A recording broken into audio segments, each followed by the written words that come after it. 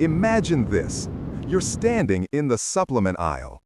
Or maybe you're scrolling online. On your left, there's a giant, shiny tub of 100% whey isolate, promising rapid absorption and explosive muscle growth. On your right, there's a dark, serious-looking container of micellar casein, which talks about nighttime recovery and anti-catabolic effects. And right in front of you, there are a dozen new plant-based blends with pictures of peas and rice claiming to be just as good as a dairy, but cleaner. They all promise the same thing: more muscle. You came here to buy one thing: protein. And now you're completely overwhelmed. Have you ever felt that confusion? You're not alone. I bet, like most people, you just end up buying the one with the coolest label, the one on sale, or the one your favorite influencer promotes. But what if I told you that 90% of people are picking the wrong protein for their goal? What if the type of protein you choose and when you take it could be the difference between good results and optimal results? The difference between feeling recovered and feeling chronically sore? The science on this is actually very clear, but it's buried under incredible marketing. In this video, we are going to scientifically compare whey, casein, and plant protein. By the end, you will finally understand the real difference, and you will know exactly which protein to buy for your specific goal. This might be the most important video you watch for your nutrition strategy. So, what's the core issue here? The most common mistake is thinking protein is protein. We hear eat 1.6 grams per kilogram of body weight, so we just focus on hitting that number. We buy whatever is cheapest or tastes best, and we chug it down. I understand that. I remember when I first started training, I did the exact same thing. I saved up and bought a massive 10-pound bag of some generic whey concentrate. I thought I'd found the holy grail. I'd drink a scoop after my workout, just like you're supposed to. But I'd also drink a scoop right before I went to bed, thinking I was feeding my muscles while I slept. Sometimes, if I was busy, I'd just have a scoop for lunch. More protein equals more muscle, right? My results were fine, but not what I expected. I was spending all this money on supplements, but I still felt incredibly sore the next day. I wasn't recovering as fast as I thought I should. And I had this nagging feeling, is this expensive powder really any better than just eating a can of tuna or a few eggs? My aha moment came when I started digging into the physiology of digestion. Here is the metaphor that finally made it click for me. Choosing the wrong protein is like using the wrong fuel for a car. Think about it. You can't put diesel into a regular gasoline engine. It just won't work. And you wouldn't put regular, low-octane gas into a Formula One race car and expect it to win. It's the same with protein. Whey, casein, and plant proteins are all fuel, but they are chemically different.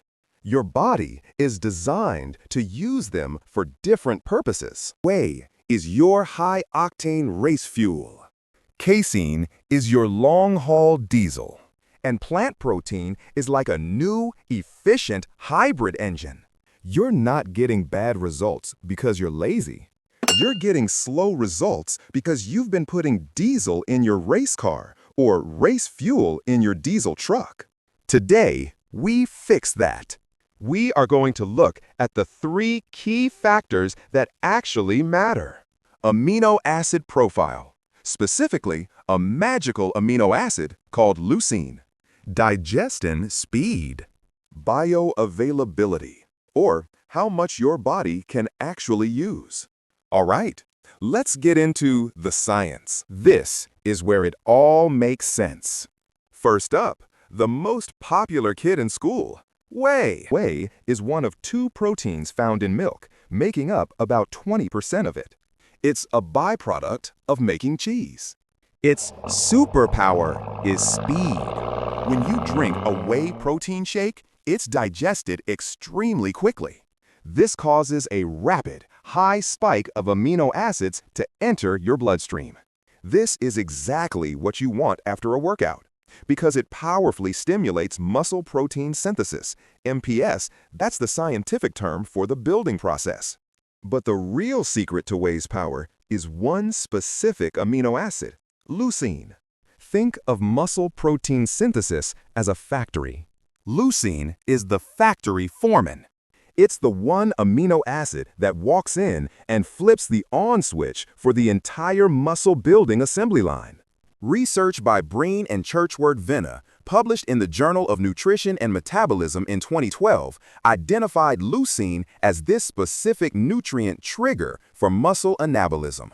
You need to hit a certain amount, a leucine threshold, to turn that switch on. Whey is the richest source of leucine on the planet. It hits that threshold faster and more reliably than any other protein source. This is why it's so prized post-workout. A foundational 2013 meta-analysis by Schoenfeld and colleagues in the Journal of the International Society of Sports Nutrition, JISSN, looked at protein timing. They found that while the old 30-minute anabolic window is largely a myth, consuming high-quality protein, like whey, to maximize the MPS response after training is a critical component for maximizing hypertrophy over the long term. The verdict on whey: it is the king of post-workout recovery. It is a builder.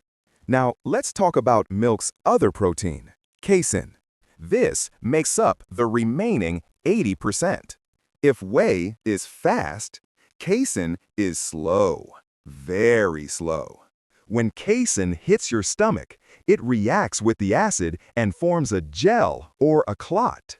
This sounds bad, but it's actually its greatest strength.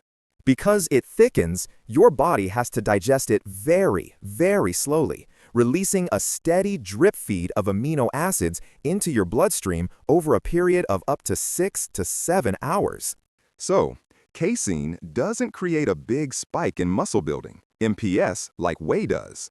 Instead, its main benefit is preventing muscle breakdown, which we call muscle catabolism. It's not a builder as much as it is a protector. This was shown in a classic study by Bawari and colleagues published in the Proceedings of the National Academy of Sciences, PNAS, way back in 1997. They gave subjects either whey or casein and tracked them for 7 hours. The whey group got a huge, fast spike in protein synthesis, but it was short-lived. The casein group had only a modest spike in synthesis, and this is the key. They had a 34% reduction in whole-body protein breakdown, catabolism, over the 7-hour period. It literally protected their muscle tissue for hours. This makes it a terrible post-workout shake, but an incredible shake to take before a long fast, like sleep. The verdict on casein? It is the king of overnight recovery. It is a protector.